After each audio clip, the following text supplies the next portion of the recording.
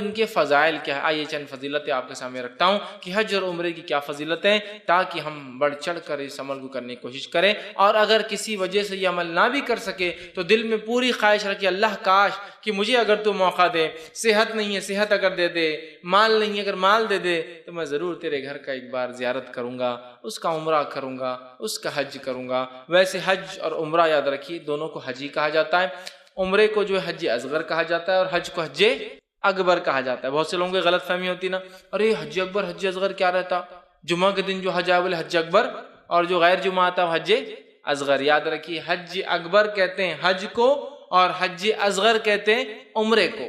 تو حج اکبر وہ حج نہیں جو جمعے کے دن آتا ہے، حج اکبر کا معنی ہوتا ہے حج جو فرض ہے، اور حج اصغر کا معنی ہوتا ہے عمرہ۔ یاد رکھیے، اسی لیے آپ کبھی اگر عمرے کو بھی گئے ہوں گے تو آپ کو عرب کیا بولیں گا؟ حاجی بولیں گے۔ آپ بولیں گے ارے میں تو عمرہ کر رہا ہے، اس کو عرب کو سمجھتا نہیں، میرے کو حاجی نہیں بولنا چاہیے۔ لیکن ہم نہیں سمجھتے کہ عمرہ بھی حج ہے اور حج بھی حج ہے، حج اکبر ہے اور عمرہ حج اصغر ہے، تو اس لیے آپ کو حاجی بولیں گا، حاجی حاجی۔ آپ بولتے میں حج کرنے تھوڑی آیا، ابھی حج کو تو مواقع میں تو ایسے ہی آ گیا، عمرہ بھی حج ہے میرے بھائی، ہے نا۔ تو یہ یاد رکھیے ایک فریضہ ہے اور اس کی بڑی فضیلت ہے۔ آئیے چند فضائل اس کے میں آپ کے سامنے رکھتا ہوں تاکہ ہمارے دل میں خواہش جاگے اور ہم کوشش استطاعت کریں، نہ ہو تو کم از کم دل میں ارادہ کرے۔ اللہ تعالیٰ انشاءاللہ عزیز ہمیں موقع عطا فرمائے۔ تو دیکھیے اللہ رب العزت، اللہ کے رسول صلی اللہ علیہ وسلم نے حج کے اتنے فضائل بیان کہ حج مبرور جو ہے کرنے والا جو ہے جنتی ہو جاتا ہے۔ جو حج مبرور ایسا حج کرتا ہے جس میں گناہ نہ کیے، معصیت نہ کرے، سنت کے مطابق کرے، خالص نیت کے ساتھ کرے، دکھاوا نہ ہو، تو ایسے حج کا بدلہ کیا ہوتا ہے؟ جنت ہے۔ نبی اکرم صلی اللہ علیہ وسلم فرماتے ہیں اور کہتے ہیں، اور یہ متفق علیہ صحیح بخاری و مسلم کی روایت، آپ نے فرمایا اور کہا جو ہے، اور فرمایا عمرہ ان تمام گناہوں کا کفارہ ہے جو موجودہ اور گزشتہ عمرے کے درمیان جو ہے سرزد، اور حج مبرور کا بدلہ سوائے جنت کے کچھ نہیں۔ جو شخص جو ہے عمرہ کرتا ہے اور عمرے سے عمرہ کرتا ہے تو آپ نے فرمایا وہ عمرے سے عمرہ کرنا بیچ کے سارے گناہوں کا کفارہ بن جاتا ہے۔ اور پھر فرمایا کہ جس نے حج کر لیا اور جو مبرور ہو گیا تو آپ نے فرمایا والحج المبرور لیس له جزاء الا الجنہ، اور حج مبرور کا بدلہ سوائے جنت کے کچھ نہیں ہے۔ تو عمرہ کرنے کے بعد ایک عمرہ کرنے سے بیچ کے سارے گناہ معاف ہوتے ہیں۔ العمرۃ الی العمرۃ کفارۃ لما بینہما، عمرے کے عمرہ کرنا، عمرے سے عمرہ کرنا بیچ کے سارے گناہوں کو معاف کر دیتا ہے، اور حج مبرور کا بدلہ سوائے جنت کے کچھ نہیں ہے۔ سبحان اللہ، کتنے فوائد ہیں کہ عمرے سے عمرہ کرنے سے گناہ معاف، اور حج اگر مبرور ہو تو سوائے جنت کے اس کا اور کچھ بدلہ نہیں، مطلب سوائے پیراڈائز کے، سوائے جنت کے کچھ نہیں ملے گا، مطلب جنت حاصل ہوں گی۔ تو اندازہ لگائیے کتنی بڑی ثواب کی بات ہے کہ عمرے سے عمرہ کرنا گناہ معاف کر دیتا ہے، اور حج جو قبول ہو جائے اللہ کو، جو سنت کے مطابق ہو اور گناہ اور معصیت سے بچتے ہوئے انسان کیا ہو، اس کا بدلہ سوائے جنت کی اور کچھ نہیں، سوائے جنت کے اور کچھ نہیں۔ کتنی بڑی بات، کتنی بڑی فضیلت ہے، میں سمجھتا ہوں، ہے نا۔ اسی طرح جو ہے نبی اکرم صلی اللہ علیہ وسلم فرماتے ہیں، عمرو بن عاص رضی اللہ عنہ یہ ایمان قبول کرنے آئے نبی اکرم صلی اللہ علیہ وسلم کے پاس، اور ایمان جب قبول کرنے آئے، یہ مسلم کی روایت ہے، جب ایمان قبول کرنے آئے تو اپنا سیدھا ہاتھ دیا اور کہا اللہ کے رسول صلی اللہ علیہ وسلم اپنا سیدھا ہاتھ بڑھائیے۔ نبی اکرم صلی اللہ علیہ وسلم اپنا سیدھا ہاتھ بڑھایا، کہا میرا اسلام قبول۔ جب اللہ کے رسول صلی اللہ علیہ وسلم اپنا سیدھا ہاتھ بڑھایا تو عمرو بن عاص نے اپنا ہاتھ کھینچ لیا۔ اللہ کے رسول صلی اللہ علیہ وسلم نے کہا عمرو واپس ہاتھ کیوں کھینچ لیا؟ تو کہا ایک شرط ہے، کنڈیشن ہے، اگر آپ وہ کنڈیشن فلفل کریں گے، میری مانیں گے تو میں ہاتھ آگے بڑھاؤں گا، ورنہ نہیں بڑھاؤں گا۔ کہا کیا ہے بتاؤ؟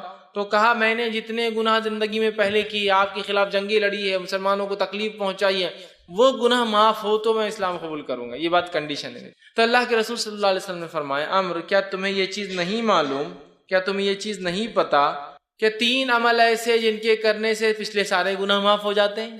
تو کہا اللہ کے رسول کیا ہے؟ تو کہا پہلا اسلام قبول کرنے سے پچھلے سارے گناہ معاف ہو جاتے ہیں۔ اسلام قبول کرنے سے پچھلے سارے گناہ معاف کرتے ہیں۔ کسی کو اگر پشچاتاپ ہو، واقع میں اس نے گناہ کیا ہو، معافی چاہتا ہو، اسلام قبول کر لے، سارے گناہ معاف ہو جاتے ہیں۔ دوسرا فرمایا جو اللہ کی راہ میں ہجرت کرتا ہے سارے گناہ پچھلے معاف ہو جاتے ہیں۔ اور تیسرا فرمایا جو ہے حج کرتا ہے، حج بھی گزشتہ سارے گناہوں کو معاف کر دیتا ہے۔ 3 عمل ایسے ہیں جو پچھلے سارے گناہ معاف کروا دیتے ہیں، ایک اسلام قبول کرنا، دوسرا جو ہے ہجرت کرنا اللہ کے راہ میں۔ ہجرت سمجھتے نا، ہجرت کا معنی سفر نہیں کہ ادھر سے نکلے ادھر چلے گئے، ہجرت کا معنی جس بستی میں آپ کو اسلام پر عمل نہ کرنے دیا جائے، اس کی وجہ سے آپ اپنی بستی گھر بار چھوڑ کر دوسرے شہر میں جائے وہاں اسلام کے لیے، وہ ہوتا ہے ہجرت۔ ہجرت کرنے سے سارے پچھلے گناہ معاف ہو جاتے ہیں۔ اور تیسرا حج کرنے سے سارے پچھلے گناہ معاف ہو جاتے ہیں، لیکن اس کا ہرگز ہرگز ہرگز یہ بھونڈا اور گھنونا معنی نہیں ہے کہ ہم گناہ کریں اور گناہ کرنے کے بعد حج کو چلے جائیں، جیسا لوگوں نے سمجھ لیا ہے کہ گناہ بہت ہو گیا اور اپنے لوگوں کو بہت لوٹ لیا، سنستھا میں خوب لوگوں کو ڈبا دیا، بزنس میں خوب ڈبا دیا، چلو حج کر کے آ جائیں گے، حج کر کے آ گئے پھر اگلے گناہ کے لیے نئی پوٹلی تیار کرنا چالو، کیوں تو اور ایک حج کر لیں گے، پھر یہ بھونڈا معنی نہیں ہے۔ اگر کوئی آپ کو ربڑ دے اس لیے کہ اگر غلطی ہو جائے تو مٹا لو، اس کا ہرگز معنی نہیں کہ آپ جو اسکریچز پہلے مارے پین سے خراب کرے اور پھر مٹاتے بیٹھے، ہے نا، یہ تو ہو جائے تو ہے، تو لہٰذا بہت سے لوگ اس کو اس بھونڈے انداز میں لیتے کہ یار میں وہ کیا کروں گا، اب گناہ بہت ہو گئے تو اب حج کو چلا جاتا ہوں، پھر انشاءاللہ آؤں گا، پھر نئے گناہ کروں گا، پھر حج کو چلے جاؤں گا، معاف کرا لوں گا۔ اسی لیے لوگوں نے ایک مثال ہی بنا دی، 100 چوہے کھا کر چلی بلی حج کو، کیونکہ ہمارے غلط اعمالیوں سے یہ ہوتا ہے، ہماری بدعمالیوں سے، برے کاموں سے لوگ اسلام کو بدنام۔ بہت سی بار رمضان بھی آتے ہیں اور گزرنے ختم ہونے آتا ہے تو بہت سارے لوگ کیا کرتے ہیں معلوم، جس نے ادھار دے رکھا مسلمان غیر مسلم، دوسرے کو فون کر کے بولتے جلدی پیسے لے لو مسلمان سے، کیوں؟ رمضان کے بعد یہ سچ نہیں بولیں گا، رمضان کے بعد یہ دھوکہ دینے والا ہے، رمضان کے بعد وعدہ خلافی کریں گا، رمضان میں نہیں کرتا ہے، ہم نے بدنام کیا اسلام، ہم نے بدنام کیا۔ بہرحال تو یہاں دیکھیے 3 عمل ایسے جن کے کرنے سے سارے گناہ پچھلے معاف ہو جاتے ہیں، اس میں ایک کیا ہے؟ حج کرنے سے پچھلے سارے گناہ اللہ تعالیٰ معاف کر دیتا ہے، یہ اس کی فضیلت ہے۔ آئیے اسی طرح جو ہے سنت کے مطابق اگر کوئی حج کرے تو اس کے گزشتہ سارے گناہ معاف ہو جاتے ہیں، یاد رکھیے، حج بھی ہو لیکن سنت کے مطابق ہو، من مانا حج نہ ہو، اس کے معاف نہیں ہوتے، یاد رکھیے۔ من مانا حج کر رہے ہیں، حج کو جانے سے پہلے کیا ہو رہا ہے؟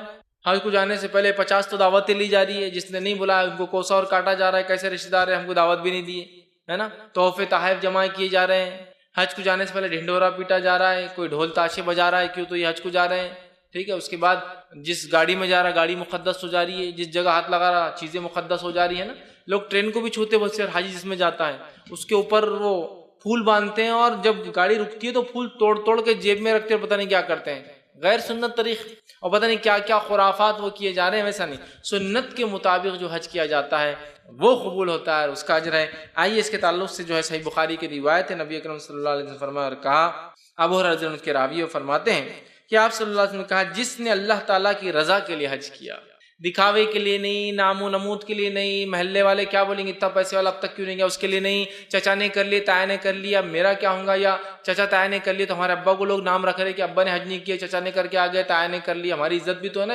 سب کے نام کے آگے حاجی لگ کے آ رہا خاندان میں، میں اکیلا بچ گیا، میرا نام کیا کہ حاجی نہیں لگ رہا تو میں نے جاؤں گا یا ابا کو بھیج کے آؤں گا، سمجھ رہے آپ؟ اس لیے نہیں، اس لیے نہیں، لوگ بول رہے کہ تمہارے ابا کو تم نے اب تک نہیں بھیجے، سب تو بھیج دے رہے، غریب سے غریب چاہے، اس لیے نہیں، ننن نے کر لی، بھاوج نے کر لی، جیٹھانی نے کر لی تو اپن کیسے حج کو نہیں جائیں گے، چلو میاں میرے کو لے کے چلو، کیسا نہیں ہوتا حج، اس لیے کہ سب نے کر لیا، جیٹھانی میرے پہ ترا مار رہی کہ میں حاجی بن گئی فلاں، اور چلو یہ بھی حج ہے، خالص اللہ، خالص اللہ، اس لیے بھی نہیں کہ بہت سے لوگوں کی دعوتیں کھا لی حج کی تو اپن نے حج کی دعوت دینا ضروری ہے، یہ سب وجوہات سے حج ہو رہا ہے آج ہمارے پاس، اس لیے کہہ رہا ہوں یہ سب بنیاد پر حج ہو رہا ہے۔ اور حج ایک صاحب نے حد کر دی، حج کو بینک سے لون لے کر گئے، اور چلو وہ تو ٹھیک ہے، لے کر گئے، غلط کیے، گناہ کیے، سود پر حج کیا، آئے بعد لوٹائے بھی نہیں، ڈبا دی، بولے حج کر کے آ گیا نا پچھلا معاف، سونے پہ سہاگا، دیکھیے آپ پچھلا معاف بولے، اور سود پہ تھا نا توبہ کر لیا، بولے میں نے مینیجر صاحب کیا کرنا ہے کر لو، مینیجر بول رہا کوئی گارنٹی نہیں لیا تھا میں نے، یا حج کو جا رہا بول کے میں نے ایسے دے دیا تھا اسکول میں اٹھا کے 2 لاکھ کا، یہ تو حالت ہے، یہ تو حالت ہے۔ تو حج آپ سے فرما رہے ہیں جو اللہ کی رضا کے لیے ہوتا ہے، سود پر کیا گیا اللہ کی رضا ہوں گی اس میں، دھوکہ دے کر کیا گیا اللہ کی رضا ہوں گی اس میں، لوگوں کو دکھانے کے لیے کیا گیا حج میں اللہ کی رضا ہوں گی، سب نے حج کر لیا بول کے میں حج کر رہا ہوں اس میں اللہ کی رضا ہوں گی کہ بتائیے آپ، سارے پڑوسی پورے محلے کے لیڈ نے حج کر لی، بولے نمبر 1 سے نمبر 10 کے پلاٹ تک، میں بیچ میں آنا ساتھ تھا، میں نے نہیں کیا، میں بھی جا کے آتا 20 سال، نیت ہی درست نہیں ہے آپ کی حج کرنے کی، میرے پہ اللہ نے ایک فریضہ عائد کی حج، میرے کو مال و دولت دیا ہے لہٰذا میرے سے پوچھے میں جانا چاہ رہا ہوں، یہ سمجھ رہے آپ؟ تو جو حج خالص اللہ کی رضا کے لیے کیا تھا کہ وہ راضی ہو جائے، اور اس دوران کوئی بیہودہ بات، اس لیے میں نے کہا سنت کے مطابق ہو، کوئی بیہودہ بات، گندی بات نہیں کرتا ہے یا گناہ انسان نہیں کرتا ہے، وہ حج کر کے اس دن اس طرح گناہوں سے پاک لوٹتا ہے جیسے اس کی ماں نے اسے ابھی پیدا کیا۔ جو شخص حج کرے اللہ کی رضا کے لیے، بیہودہ باتیں نہ کرے، گناہ نہ کرے، تو ایسا لوٹتا ہے وہ انسان حج سے واپس جیسا اس کی ماں نے اسے ابھی جنا، ابھی پیدا کیا، اور پیدا ہونے والا بچہ ہر گناہ سے پاک اور صاف ہوتا ہے اسلامی عقیدے کے مطابق، ٹھیک ہے۔ عیسائیوں کا عقیدہ ہے ہر انسان گناہگار پیدا ہوتا ہے، اسے کفارے کے لیے اسے عیسیٰ علیہ السلام کو ماننا پڑتا ہے، اسلام کہتا ہے ہر انسان جو ہے معصوم پیدا ہوتا ہے، بعد میں وہ گناہ یا معصیت نیکی کر کے اچھا برا بناتا ہے اپنا، سمجھ رہا؟ تو ایسا جیسے اس کی ماں نے ابھی جنا، تو اگر ہم حج کو جاتے ہیں تو خالص اللہ کی رضا کے لیے جائے، اور جب جائے تو کوئی بہیدہ باتیں، کوئی گندی بات، کوئی فسق و فجور، کوئی گناہ کی بات، کوئی معصیت، کوئی کسی کو تکلیف دینے والا کام نہ ہو۔ لیکن آج ہمارے پاس حج بھی ہوتا تو کیسا کیسا اور عجیب اور غریب ڈھنگ سے حج ہو رہے ہیں، اللہ رحم کرے، کیسے کیسے عجیب و غریب ڈھنگ سے حج ہو رہے ہیں۔ کبھی کبھار تو حاجیوں کی حالات سن کے آنکھ پہ کاٹے آ جاتے ہیں۔ ایک حاجی کو پیچھے والے کا دھکا لگ گیا اور پلٹ کے گالی دے رہا ہے، اس کی قومیت کو گالی دے رہا ہے، فلاں سالے ایسے ہی رہتے، اس کی قومیت کو گالی دے رہا ہے۔ بےہودہ باتیں نہ کرے، بےہودہ بات ہی ہوئی نا، قومیت تو گالی دے رہا ہے، یہاں کے لوگ ایسے ہی رہتے، وہ افریقی آ کے دبا دیتے، وہ فلاں، وہاں بھی وہی کر رہا ہے، وہاں فسوق فسق اور فجور کی باتیں، قومیت کو گالی دے رہا ہے، لوگوں کو گالی دے رہا ہے پلٹ پلٹ کر، ٹھیک ہے۔ اسی طرح ذرہ برابر بھی کچھ ہو جائے تو اس کو برداشت نہیں ہو رہا، چڑچڑاہٹ بھرا ہوا ہے، نہیں تو یاد رکھے بہت صبر کرے، بےہودہ باتیں نہ کرے، کوئی گناہ نہ کرے۔ حج میں بھی گناہ اور معصیت کا حال یہ ہے، اب کیا بتاؤں میں آپ کو۔ ایک صاحب نے ایک بار فوٹو بتایا، اور کیا فوٹو بتایا معلوم ہے آپ کو؟ وہ حج کو گئے تھے ایک فوٹو، اور فوٹو بڑی عجیب و غریب، پیچھے ٹینٹ جل رہے، انہوں سامنے کھڑے اور فوٹو لیا ہوا۔ مینا میں ایک بار آگ لگی تھی، تو جب وہ حج کے لیے گئے تھے، جب آگ لگی تو لوگوں کی حفاظت چھوڑ کے ٹینٹ کے آگے کھڑے، پیچھے آگ لگ کے ٹینٹ جل رہا اور فوٹو لینے لگا انہوں نے، تاکہ یادگار ہے زندگی بھر کی مینا میں آگ لگی تھی تو میں حج کو گیا تھا۔ ایک تو فوٹو لینا یہ خود غلط، اس پر حج میں لینا، اس پر جلتے ہوئے خیموں کے سامنے لینا، یہ پتہ نہیں مطلب کیا بتانا چاہتے ہیں، واللہ عالم۔ آج حالت تو یہ ہوگی نا، پہلا طواف سیلفی، دوسرا طواف تو کھینچ دے، تیسرا طواف اس کی گزر رہے، چوتھا طواف انگریز کے بازو میں، پانچواں طواف اس کے بازو کھڑا ہوا ہے، چھٹا طواف فلاں ہو رہا، ساتواں طواف یہاں کر رہا، جا کے زمزم پی رہا، اس کی بھی کھینچ، ٹخلا کرا رہا، اس کی بھی ایک فوٹو، ہر چیز کی فوٹو، پہلا وسترا ایک فوٹو، دوسرا وسترا دوسری فوٹو، سیلفیز اور اپلوڈ ہو رہی ہے فیس بک پہ۔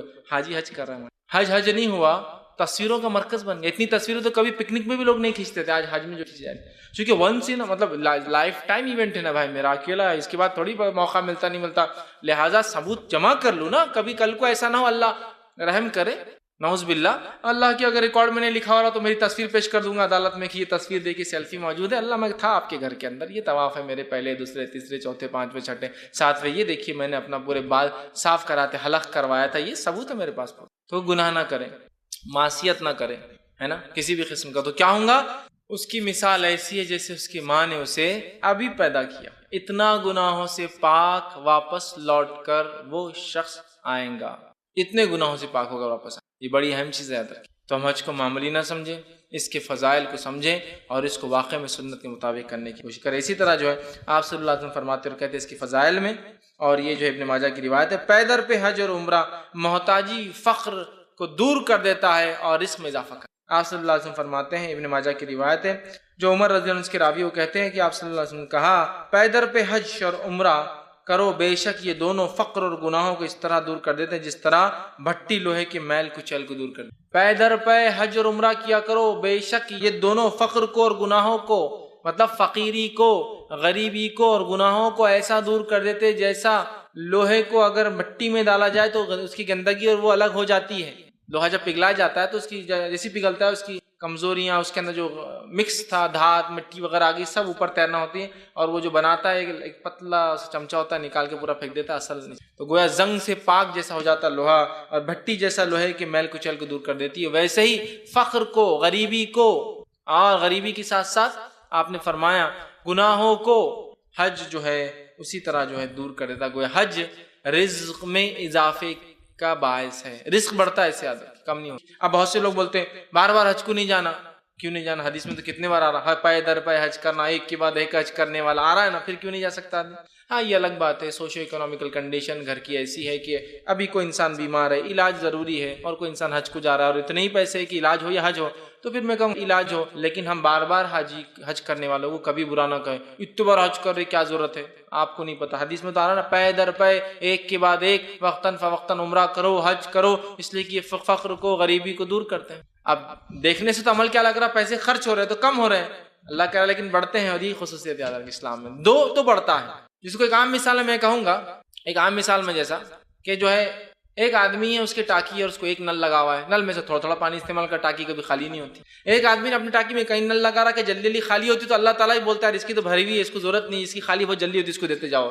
خرچ کرنے والے کو ملتا بھی زیادہ ہے، نہیں خرچ کرنے والے کو اللہ تعالیٰ اس کی تو بھری ہوئی ٹاکی، اس کو ضرورت ہی نہیں، ارے اس نے بہت نل لگا دیا، اس کو بہت ضرورت، دیتے جاؤ، اس کو بہت خرچ کر رہا ہے نا، کم ہو رہا ہے نا اس کا پانی، یہ حالت ہے۔ تو ہم کو تو لگتا ہے کم ہو رہا ہے پیسہ، وہ بڑھتا ہے، لیکن یاد رکھیں اسی طرح جو ہے اس کے فضائل میں حج اور عمرے کے جو آتے ہیں وہ یہ ہے کہ حج جو ہے جو اللہ پر ایمان اور جہاد کے بعد سب سے افضل عمل ہے۔ نبی اکرم صلی اللہ علیہ وسلم کے پاس ایک شخص آئے، متفق علیہ روایت ہے، ابو ہریرہ رضی اللہ عنہ حدیث کے راوی فرماتے ہیں کہ ایک شخص نے سوال کیا کون سا عمل سب سے افضل ہے؟ آپ صلی اللہ علیہ وسلم فرمایا اللہ اور اس کے رسول پر ایمان لا۔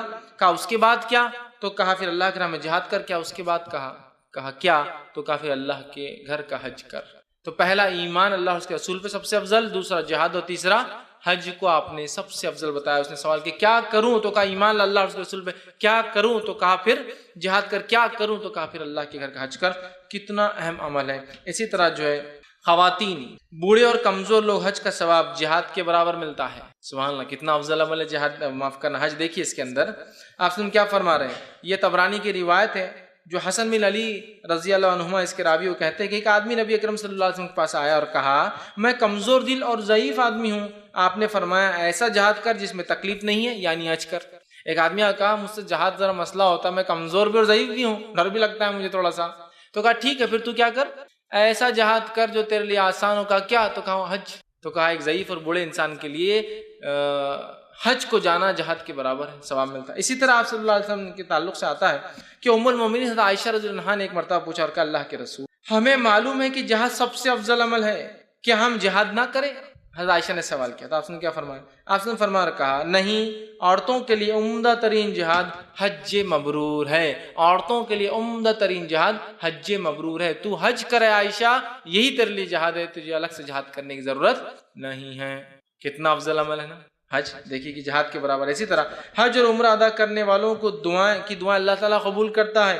اس کے تعلق سے ابن ماجہ کی روایت ہے، عبداللہ بن عمر رضی اللہ عنہما اس کے راوی وہ کہتے ہیں آپ صلی اللہ علیہ وسلم فرمایا کہا غازی فی سبیل اللہ اور حاجی اور عمرہ ادا کرنے والا اللہ تعالیٰ کا مہمان ہوتا ہے، اور ان کو بلایا ہے اور انہوں نے حکم کی تعمیل کی، پھر انہوں نے اللہ سے مانگا اور اللہ نے ان کو عطا کیا۔ حاجی، غازی، جہاد کرنے والا، حاجی اور حج اور عمرہ کرنے والا آپ سے فرماتے ہیں وہ اللہ تعالیٰ کا مہمان ہے۔ اللہ کہتا ہے کہ انہیں میں نے بلایا ہے، میرے بلانے پہ لیا ہے، لہٰذا اب تم مانگو میں تمہیں دوں گا اور سنوں گا۔ تو گویا ایک غازی کی اور ایک حاجی کی اللہ دعا رد نہیں کرتا۔ کتنا بڑا مقام ہے، ایک حاجی اور ایک غازی کی دعا رد نہیں کرتا۔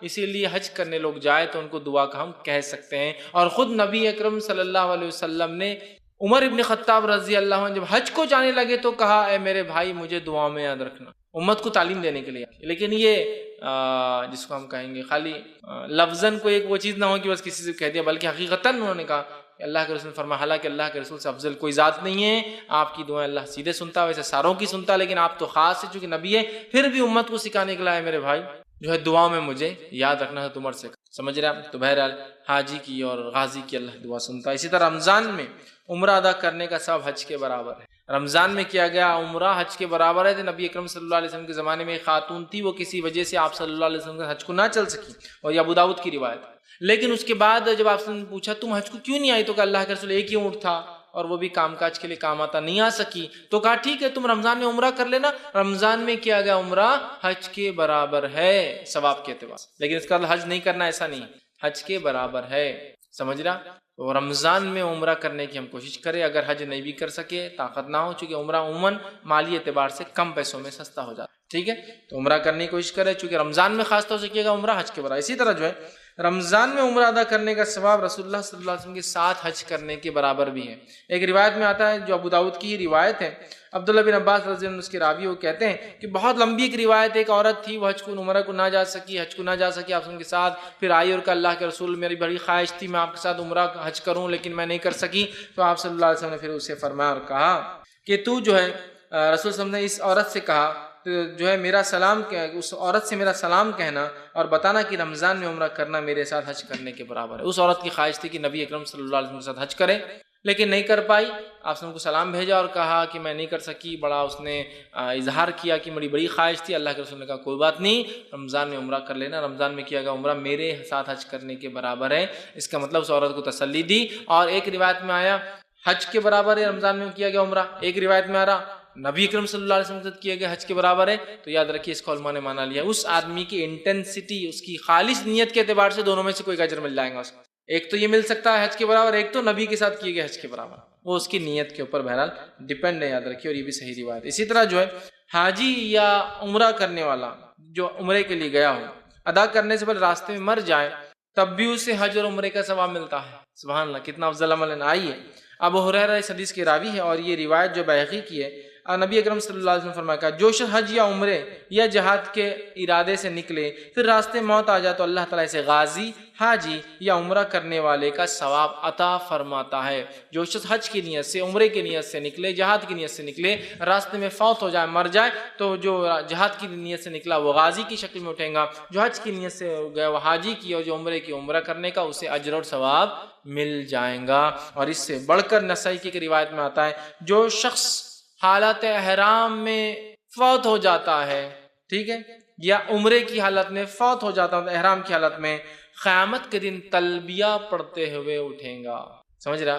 اس سے بہت سارے علماء لکھتے ہیں کہ انسان جس حالت میں دنیا میں رہیں گا، مطلب جس حالت میں مریں گا، ویسے ہی اٹھایا جائے گا. نبی اکرم صلی اللہ علیہ وسلم ایک بار حج کے لیے گئے، آپ کے ساتھ ایک شخص حج کے لیے گیا، اس کا اونٹ بدک گیا، بدک کر اونٹ کود گیا، اچھل کر وہ انسان گر گیا، گرنے کے بعد اونٹ اس پر سے بھاگ گیا جس سے اس کی گردن ٹوٹ گئی اور وہ انتقال کر گیا، مر گیا. آپ سب کو بتایا گیا اللہ کے رسول، ایک آدمی کا اونٹ بدک گیا، بدک کر گرا کر بھاگ گیا اور وہ بیچارہ اسے مر گیا. نبی اکرم صلی اللہ علیہ وسلم نے کہا اسے غسل دو، بیری کے پتے ڈالو، پانی گرم کرو، غسل دو، لیکن یاد رکھنا اسے خوشبو نہ لگانا، 2 کپڑوں میں ہی دفنانا، اس کا سر نہ ڈھانکنا، وہ روز قیامت تلبیہ پڑھتے ہوئے اٹھیں گا. مطلب حاجی یا عمرہ کرنے والے مطلب احرام کی حالت میں اٹھیں گا، کیونکہ مرا اس حالت میں ہے نا وہ شخص. اسی لیے علماء کہتے ہیں نمازی نماز کی حالت میں اٹھیں گا مر جائے تو، روزے دار روزے کی حالت میں اٹھیں گا اگر روزے کی حالت میں مر جائے تو، کوئی آدمی نیک عمل کرتے کرتے مر گیا تو اس نیکی میں اٹھیں گا. ایسا جہاد کی نیت سے گیا مر گیا تو مجاہد اٹھ رہا ہے، حج کی نیت سے نکلا اور مر گیا تو حج کا ثواب مل رہا ہے. اسی طرح زانی زنا کی حالت میں اٹھیں گا مر جائے تو، گناہ کی نیت سے نکلا تھا، کسی ایکسیڈنٹ کر گیا تو اس گناہ میں اٹھیں گا جس نیت سے. یہ اصل چیز. تو یہاں آپ فرما رہے ہیں کہ اگر کوئی انسان مر بھی جائے تو روز قیامت تلبیہ پڑھتے اٹھیں گا، چونکہ عمل ہی اتنا افضل ہے، اس کی نیت ہی اتنی عظیم تھی کہ اسے بدلے میں جو ہے تلبیہ لبیک اللہم لبیک، مطلب وہ حاجی کی حالت میں ہی روز قیامت اٹھنے والا ہے. کتنی اہم اور کتنی بڑی فضیلت ہے حج اور عمرے کی. یاد رکھیے تو ہمیں چاہیے ہم کوشش کریں کہ جتنا ہو سکتا ہے ہم کوشش کریں اور حج اور عمرے کو جانے کے لیے ہم تیاری کریں، تو ہم دیکھیں گے اللہ تعالیٰ بھی ہماری پھر جو ہے مدد کرتا ہے. آئیے اسی طرح جو ہے ہم حج کریں تو دکھاوے کے لیے بالکل حج نہ کریں، اس لیے کہ دکھاوے کے لیے کیا گیا حج کا ثواب نہیں. نبی اکرم صلی اللہ علیہ وسلم فرماتے ہیں اور کہتے ہیں، یہ صحیح بخاری کی روایت ہے، من صلی یرائی فقد اشرک ومن صام یرائی فقد اشرک، جس نے دکھاوے کا روزے رکھے اس نے جو شرک کیا، ومن تصدق یرائی فقد اشرک، جس نے دکھاوے کو صدقہ دیا اس نے شرک کیا. یاد رکھیں، مطلب دکھاوے کی نماز شرک، دکھاوے کا صدقہ شرک، دکھاوے کے روزے شرک، تو دکھاوے کا ہر عمل شرک ہے. اس کا مطلب دکھاوے کا ایمان شرک، دکھاوے کا حج شرک. سمجھ رہے ہیں؟ یہ لوگوں کو بتانے کے لیے. لہٰذا ہم اپنے حج کو ریا، نام اور نمود سے پاک کریں، ورنہ آج ہمارے سماج میں حج کو عموماً نام اور نمود، ریا کا مرکز بنا دیا جا رہا ہے. اور ہر شخص حج کرنا چاہتا ہے، اس لیے نہیں کہ اللہ نے فرض کیا ہے، اس لیے حج کرنا چاہتا ہے کہ وہ جو ہے نام اس کا ہو، اس کے نام کیا کہ حاجی الحاج لکھا جائے، یا لوگوں کو وہ فلاں فلاں ہے بول کر بتائے، یا میں بھی باہر جا کے آیا ہوں، میرے رشتہ دار بچے وغیرہ وہاں باہر ہے بتاؤں. یہ سب نیت نہ ہو، خالص اللہ کے لیے ہم کریں. اور حج ایک ایسا اتحاد قائم کرتا ہے، حج ایک ایسا اتفاق قائم کرتا ہے، حج ایک مومن میں ایسی زبردست تبدیلی لاتا ہے مال خرچ کرنے کے بعد اور اللہ کے گھر کی زیارت کرنے کے بعد اور اعمال کرنے کے بعد کی انتہا نہیں. نبی اکرم صلی اللہ علیہ وسلم نے جو خطبہ دیا یہ ایک اتحاد قائم کرتا ہے. یاد رکھیے توحید کا اتحاد، کہ اللہ کے علاوہ کوئی معبود نہیں، سارے معبودوں کی عبادت چھوڑ کر انسان صرف اور صرف ایک اللہ کی عبادت کرتا ہے.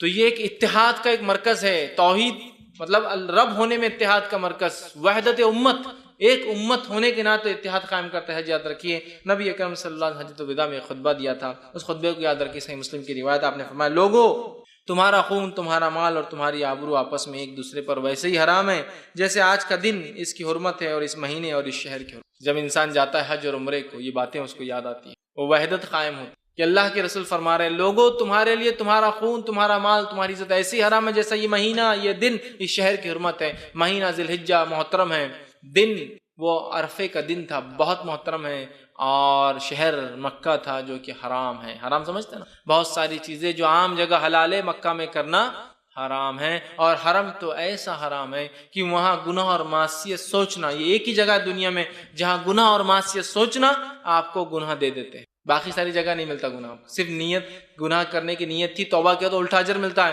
لیکن مکہ ایک ایسا شہر ہے جہاں گناہ کا سوچو اور گناہ کا ثواب اجر مل گیا، تمہارے نام پر گناہ لکھ دیا گیا.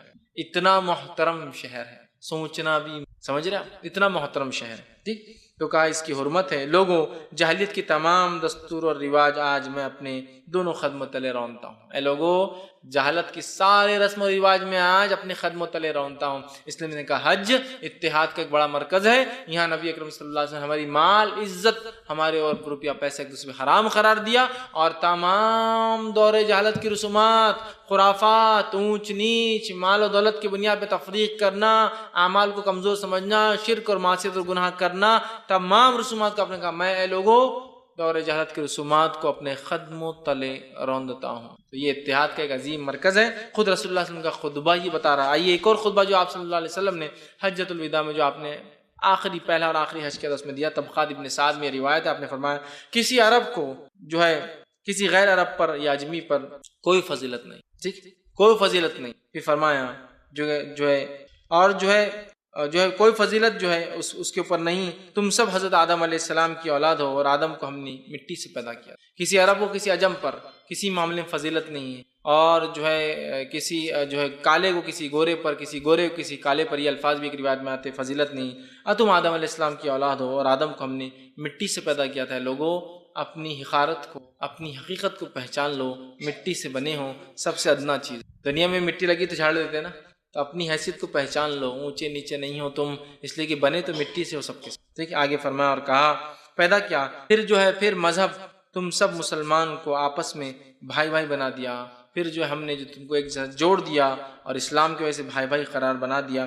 ہر ایک مسلمان، خواہ وہ کسی قوم کا ہو، مسلمان ہو کر بھائی ہو جاتا ہے. اسلام تمہیں مساوات کا سبق سکھاتا ہے. اپنے غلاموں کو غلام ہونے کی وجہ سے حقارت کی نظر سے نہ دیکھو. ان کا ہر دم پاس وہ لحاظ رکھو. تم جو کھاؤ انہیں کھلاؤ، جو پہنو انہیں پہناؤ. ٹھیک ہے، تو یہاں اور تمہاری عورتوں کا خاص خیال رکھو، اس لیے کہ اللہ نے تمہارے ماتحت ان کو رکھا ہے. تو اس حجۃ الوداع کے خطبے میں بھی نبی اکرم صلی اللہ علیہ وسلم نے وحدت کی، امت کے ایک ہونے کی اور اتحاد کی بہرحال تعلیم دی ہے کہ کوئی انسان دوسرے پر فضیلت نہیں رکھتا سوائے تقوی کے، ہے نا. اور یہ اتحاد کی تعلیم جب وہاں جاتے ہیں نا، اس مرکز پہ، تبھی سمجھ میں آتی ہے. حج ایک اتحاد کا بہت بڑا مرکز ہے. یاد رکھیے، حج کرنے سے انسان میں اتحاد اور اتفاق آتا ہے. وہ بہت ساری چیزیں میں نے کہا نا سیکھتا ہے. ایک فریضہ ادا کرنے کے ساتھ ساتھ اس کی ذہن اور جسم تبدیل ہو جاتا ہے. یاد رکھیے، ہم ایک اللہ کو مانتے ہیں. جب ہم جمع ہوتے تب پتہ چلتا ہے کتنے سارے لوگ دنیا کے، کتنے سارے ممالک میں رہنے والے سارے لوگ اللہ کو ایک مانتے ہیں. کالا ہے، کوئی گورا ہے نا، کوئی افریقی ہے، کوئی امریکی ہے، کوئی رشین ہے، کوئی یوروپین ہے، کوئی آسٹریلین ہے، لیکن سب وہاں مسلمان کی حیثیت سے ایک اللہ کو مانتے ہیں، ایک دین پر چلتے ہیں، ایک کلمہ پڑھتے ہیں، ایک کتاب کو مانتے ہیں، ایک ہی قبلہ ہے نماز کے اندر جس طرح رخ کر کے نماز پڑھتے ہیں.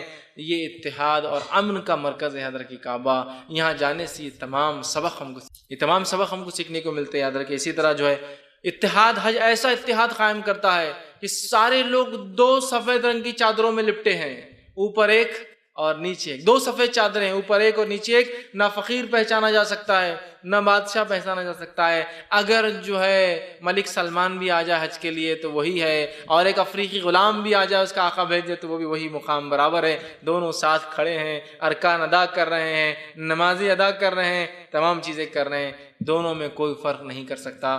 کیسا عظیم اتفاق ہے. دنیا کی قومیں اتحاد اور اتفاق کے لیے کیا کچھ کوشش نہیں کرتی ہے. اسلام نے ایک ایسا نسخہ کیمیا دے دیا، حج کرو، اتحاد اور اتفاق کیسا قائم ہوتا سیکھ لو. افسوس ترین صد افسوس بات ہے، مسلمان اس مقام پر جا کر بھی اتحاد اپنے اندر قائم نہیں کر پا رہے ہیں، جن کے دین نے بائی ڈیفالٹ اتحاد کیسا قائم ہوتا دے کر چلے گئے. بائی ڈیفالٹ تم چاہو نہ چاہو حج کو وہیں آنا اور سب کو جمع ہونا ہے تاکہ اتحاد کو سمجھو. لیکن آج بازو تو کھڑے صفوں میں ایک دوسرے کے، لیکن پھر بھی دل ایک دوسرے سے کوسوں دور. لیکن ان کے دل مل چکے ہیں اور ہمارے دل شتہ ٹکڑے ہو چکے ہیں. حالانکہ ہمارے تمام اعمال، ہر رکعت میں ہم کھڑے ہو رہے ہیں نماز میں فرض، تو بازو کوئی نہ کوئی کھڑا ہے جو اونچ اور نیچ کے اعتبار سے ہم سے الگ ہے، لیکن اس کے بعد بھی ہم ایک ساتھ کھڑے ہیں. لیکن ہماری نمازیں اور ہمارے حج ہمیں وہ اتحاد قائم نہیں کر سکتے ہیں، کر پا رہے ہیں جو اتحاد ہونا چاہیے تھا جس مقصد سے دیے گئے. تو حج ایک ایسا اتحاد قائم کرتا ہے کہ ایک کلمہ پڑھنے والے، ایک رب کو ماننے والے، ایک کعبے کو قبلہ ماننے والے،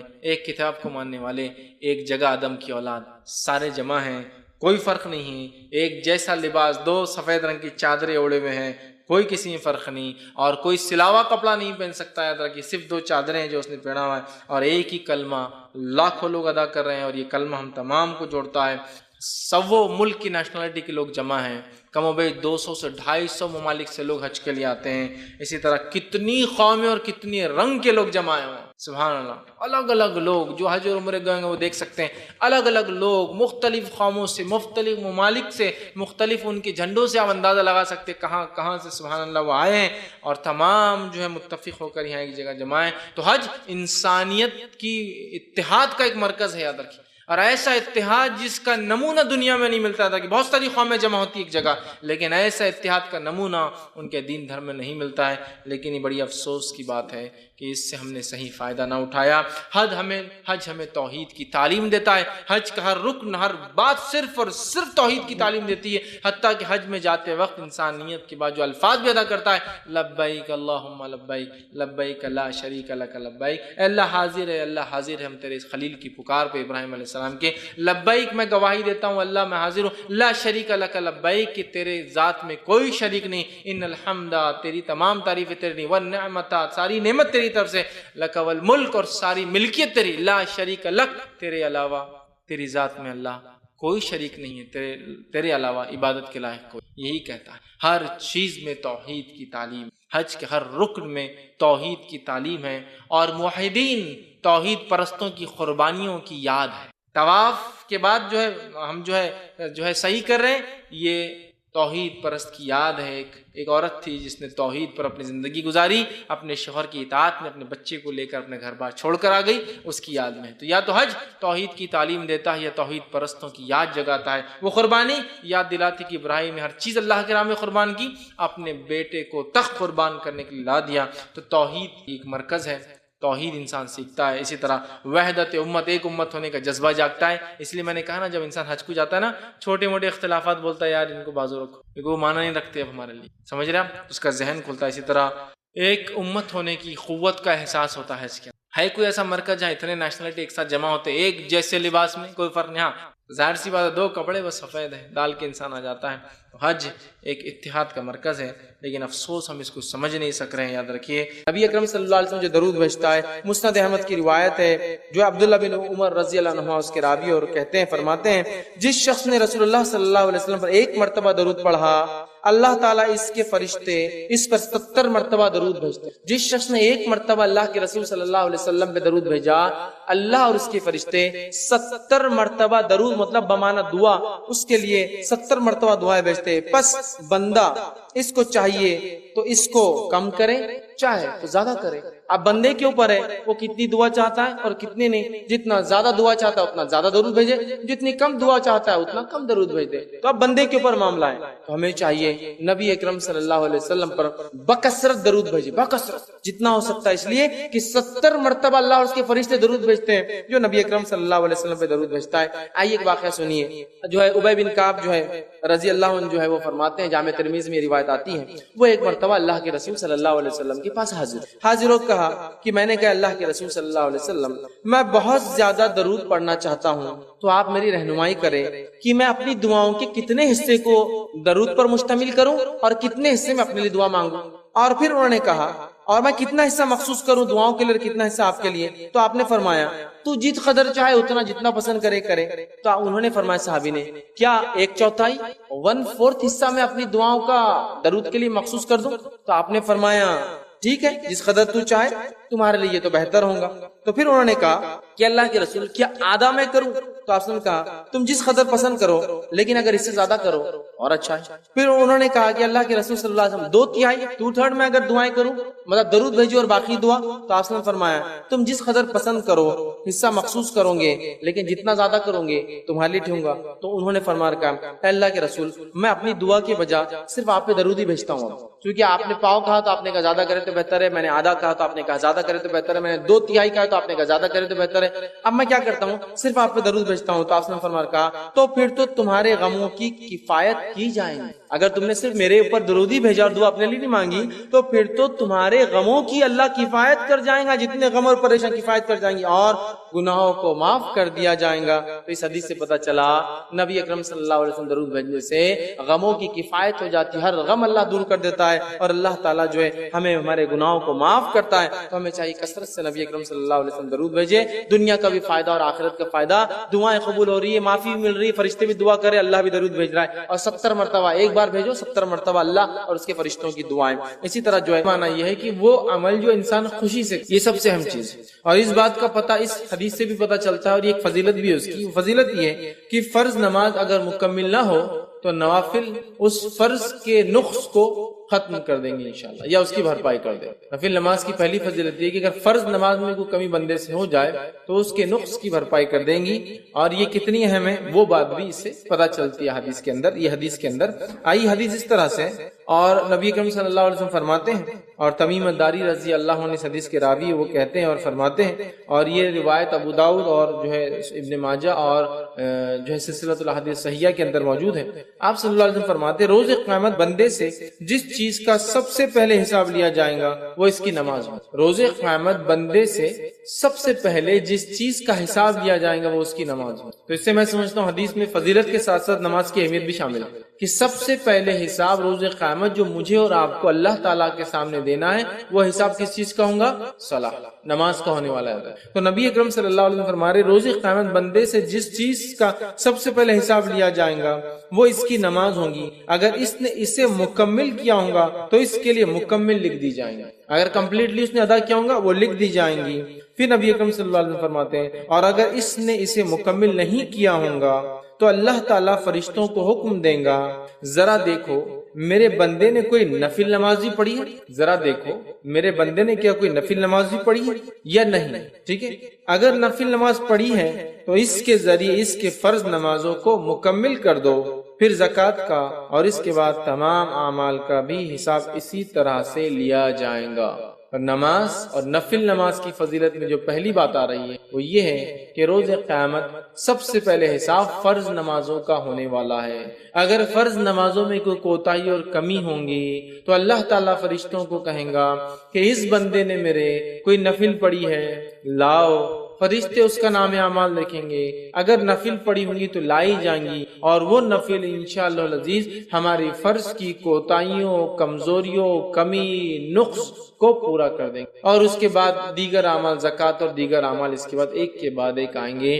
تو یہاں میں سمجھتا ہوں اس حدیث سے یہ بات تو واضح ہوگی نماز کی کیا اہمیت ہے، اور یہ بات بھی بالکل میں سمجھتا ہوں کلیئر ہو گئی کہ نفل نماز کی کیا ہے۔ دونوں باتیں ایک ہی حدیث میں ایک ساتھ آتی ہیں۔ سب سے پہلے حساب، جیسا کہ ہم جانتے ہیں یہ اللہ کے حقوق میں سب سے پہلا حساب نماز کا ہے، لیکن بندوں کے حقوق میں سب سے پہلے کس چیز کا حساب ہوگا پتا ہے آپ کو؟ بندوں کے حقوق میں سب سے پہلے حساب خون کا ہوگا، کسی کا نہ خون تو نہیں بہانا۔ اور اللہ کے حق میں سب سے پہلا حساب نماز، فرض نہ ہوں گی تو اس سے نفل سے اس کی بھرپائی کی، پھر زکوٰۃ، اور پھر اس کا دیگر اعمال اور دیگر اعمال، اس کا مکمل ہونا ضروری ہے۔ اس لیے کہ اللہ پوچھیں گا کیا اس کی فرض مکمل ہے، اگر نہیں ہے تو دیکھو اس کے کوئی نفل ہے کیا۔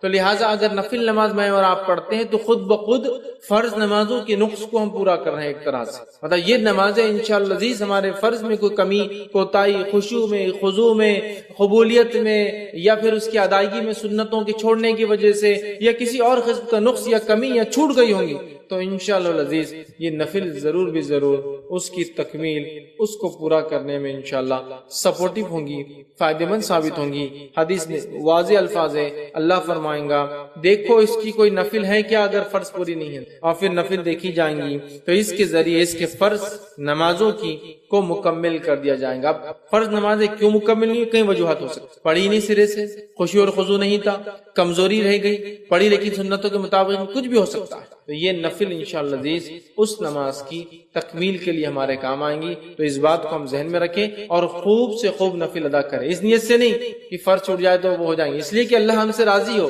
اور ساتھ میں ایک اور بینیفٹ فائدہ کہ اگر ہم سے کوئی فرض چھوٹ گیا ہوگا تو اللہ تعالیٰ اس کے ذریعے اس فرض کی بھرپائی کر دیں گے، رکھی, کتنی اہم بات یاد رکھی. تو لہٰذا نفل نماز کی پہلی فضیلت یہ ہے کہ فرض نمازوں میں اگر کوئی کوتاہی کمزوری رہ جائیں گی انشاءاللہ ہماری, تو یہ نفل نمازوں کے ذریعے اس کو ہم پورا کر سکتے, یاد رکھیں. ٹھیک ہے, آئیے نفل نماز کی دوسری فضیلت جو ہے, نماز نفل کے ذریعے درجات بلند ہوتے ہیں اور گناہ مٹا دیے جاتے ہیں. نماز نفل کے ذریعے درجات بلند ہوتے ہیں اور گناہ مٹا دیے جاتے ہیں.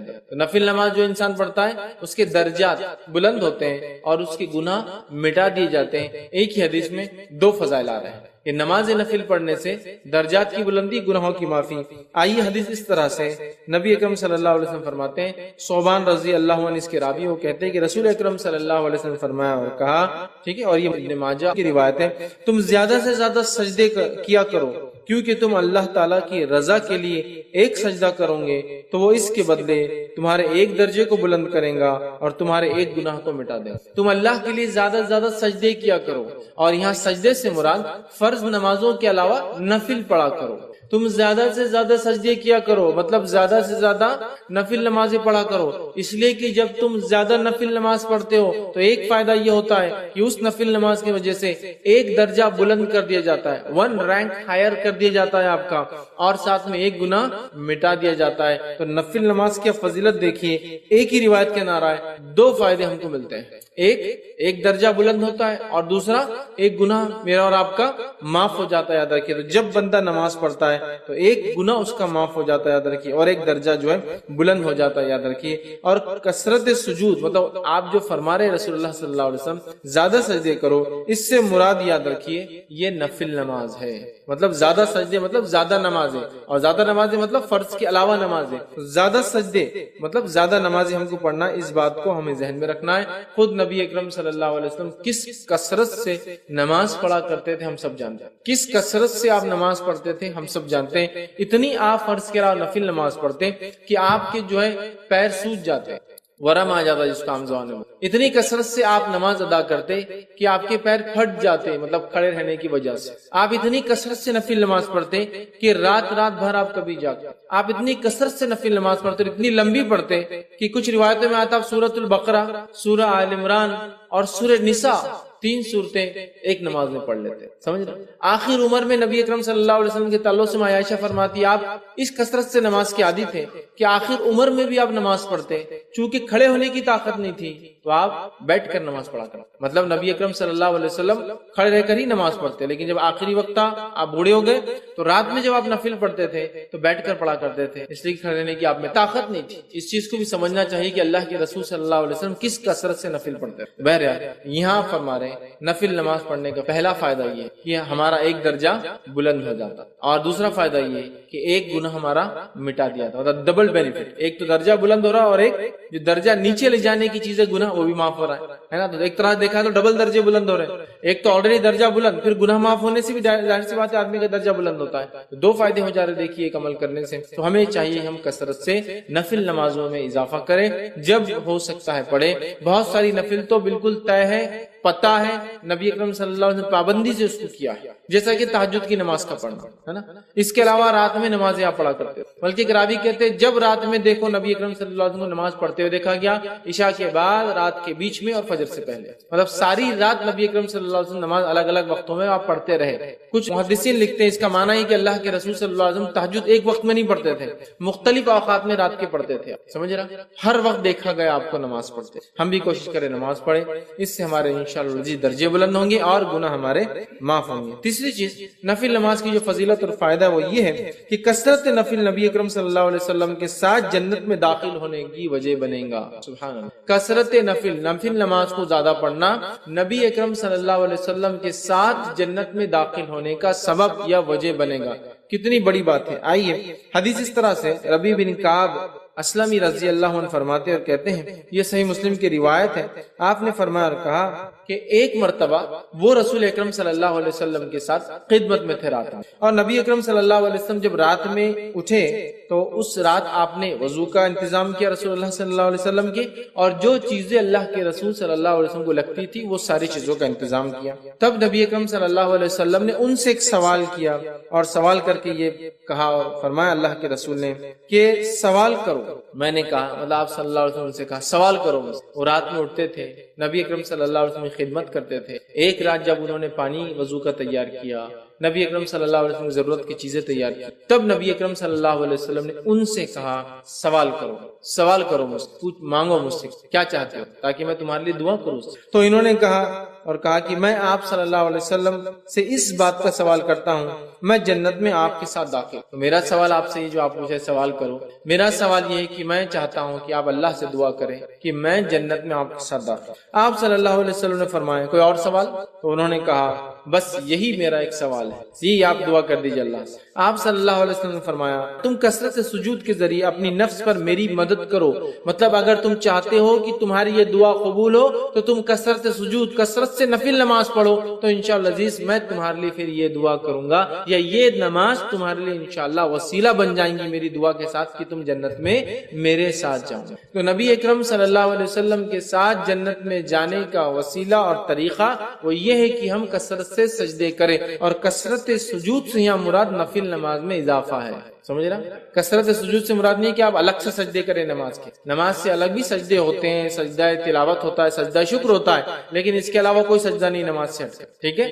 تو یہاں کثرت سجود سے مانا نفل نماز پڑھو، اور نمازوں میں ظاہر سی بات ہے سجدے آتے ہیں، ہر رکعت میں 2 سجدے آتے ہیں. ٹھیک ہے؟ تو کثرت سجود سے میری مدد کرو. تم چاہتے ہو جو تم نے کہا کہ تم میرے ساتھ جنت میں جاؤ، تو پھر تم میری مدد ایسے کرو کہ میں تو دعا کروں گا تمہارے لیے، لیکن تمہیں جو اعمال کرنا پڑے گا وہ عمل یہ کہ کثرت سجود. تو یہاں دیکھ رہے ہیں آپ کہ کثرت سجود مطلب نفل نماز کے اضافے کو نبی اکرم صلی اللہ علیہ وسلم نے جنت میں ساتھ جانے کی وجہ بتائی. نبی اکرم صلی اللہ علیہ وسلم کے ساتھ جنت میں جانے کی وجہ ایک یہ ہے کہ کثرت سجود، سجدے کثرت سے کرنا، تاکہ انسان کا درجہ بلند ہوتا ہے، وہ اپنے رب سے جو ہے قریب سے قریب تر ہو جاتا ہے. ٹھیک ہے؟ آئیے نفل نماز کا ایک اور فائدہ دیکھتے ہیں، وہ یہ ہے نماز نفل جو ہے سب سے افضل عمل ہے. اعمال میں اگر دیکھیں نماز نفل سب سے افضل ہے، اور یہ بات ہم سب جانتے ہیں. نفل اعمال میں سب سے افضل عمل تہجد کا پڑھنا ہے، اور وہ بھی ایک نفل ہے. رات کی نماز فرض نماز سے ہٹ کر جو بھی ہے سب نفل میں داخل. سمجھ رہے ہیں بات کو؟ اور ہم جانتے ہیں کہ نفل میں سب سے افضل نفل کیا ہے؟ تہجد کی نماز ہے نا. تو نمازوں میں یا جس کو نوافل کے اندر سب سے افضل عمل کیا ہے؟ وہ نماز کا پڑھنا ہے. چونکہ نفل میں سب سے افضل نفل خود ایک نماز یہ تہجد کی نماز. ٹھیک ہے؟ آئی حدیث اس طرح سے ثوبان رضی اللہ عنہ فرماتے اور کہتے ہیں، ابن ماجہ کی اور سلسلۃ الاحادیث الصحیحہ کی ایک روایت ہے. ثوبان رضی اللہ عنہ فرماتے اور کہتے ہیں نبی اکرم صلی اللہ علیہ وسلم نے ارشاد فرما کہا تم استقامت اختیار کرو اور تم ہرگز اس کی طاقت نہیں رکھو گے، اور اس بات پر یقین کر لو کہ تمہارا بہترین عمل نماز پڑھنا ہے، اور ایک سچا مومن ہمیشہ وضو کی حالت میں رہتا ہے. تمہارا سب سے بہترین عمل کیا ہے؟ نماز پڑھنا ہے. اور آپ صلی اللہ علیہ وسلم دیکھیے کیا کہا، وَاعْلَمُوا أَنَّ خَيْرَ أَعْمَالِكُمْ، اس بات کو جان لو کہ تمہارے اعمال میں سب سے خیر عمل جو ہے وہ کیا ہے؟ اعمالکم الصلاۃ، وہ نماز. تو تمہارے عمل میں سب سے افضل عمل، سب سے خیر عمل کون سا ہے؟ وہ نماز ہے. اسی لیے میں نے کہا نوافل میں سب سے افضل نفل نماز ہے، چونکہ ہم خود جانتے ہیں تہجد سب سے افضل نفل ہے، وہ بھی ایک نماز ہے. تو ہمیں اس میں بہت بڑھ چڑھ کر حصہ لینا ہوگا.